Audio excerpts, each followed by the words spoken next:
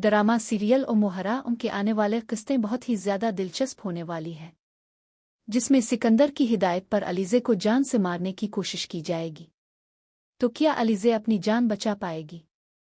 जब से अलीज़े ने सिकंदर को सबके सामने थप्पड़ मारा है, वो सुकून से बैठ नहीं पा रहा। इसके दिल में अलीज़े के लिए नफरत और बदले की आग भड़कने लगी है।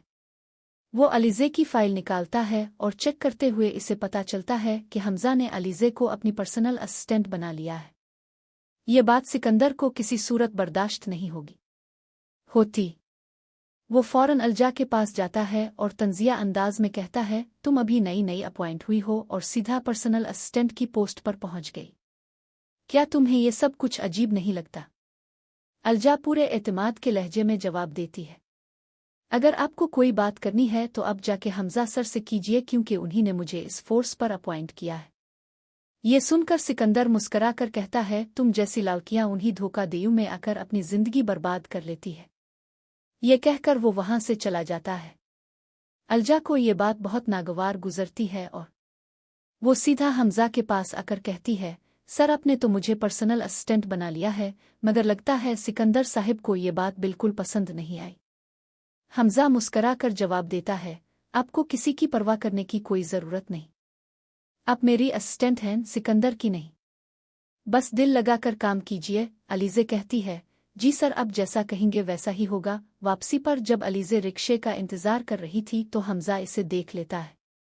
वो अपनी गाड़ी एक तरफ खड़ी करके करीब आता है और कहता है, मेरी गाड़ी खराब हो गई है, क्या मैं आपके साथ रिक्शे में जा सकता हूँ? क्या मैं जा सकता हूँ? अली मुस्करा कर जवाब देती है, जी सर, मैं आपको मना तो नहीं कर सकती। दोनों एक साथ रिक्शे में सफ़र करते हैं। हमज़ा दिल ही दिल में सोचता है कि यही वो लड़की है जिसके साथ वो अपनी पूरी जिंदगी गुजारना चाहता है, वरना इसकी जिंदगी बेमानी है। जब अलजा अपने घर के करीब उतरती है तो हमज़ा कहता है, आज शाम मेरे घर पर एक छोटी सी पार्टी है, अगर आप आएं तो मुझे बहुत खुशी होगी। अलजा जवाब देती है, मैं वादा तो नहीं करती लेकिन कोशिश ज़रूर करूंगी। रात को पार्टी में जब सब मेहमान आते हैं तो इमा हमज़ा के पास आकर कहती है, आप यहाँ क्यों खड़े हैं? बाकी सब लोग तुम्हें ढूंढ रहे हैं। हमज़ा हल्की सी मुस्कुराहट के साथ जवाब देता है, मैं किसी का इंतज़ार कर रहा हूँ। इमा हैरत से पूछती है, कौन है वो जिसका तुम इंतज़ार कर रहे हो? हमज़ा मुस्करा कर कहता है, कोई ख़ास। इतने में अलजा पार्टी में दाखिल होती है। जैसे ही हमज़ा इसे देखता है, फौरन दौड़कर उसके पास जाता है और कहता है, अली, आज तुम बहुत खूबसूरत लग रही हो। तुम्हारे चेहरे से नज़रें हिट ही नहीं रही। ये मंजर देखकर इमा का खून खौल जाता है। वो गुस्से में अपनी माँ के पास जाकर शको करने लगती है। दूसरी तरफ सिकंदर भी अलजा को देखकर वो पागल हो जाता है।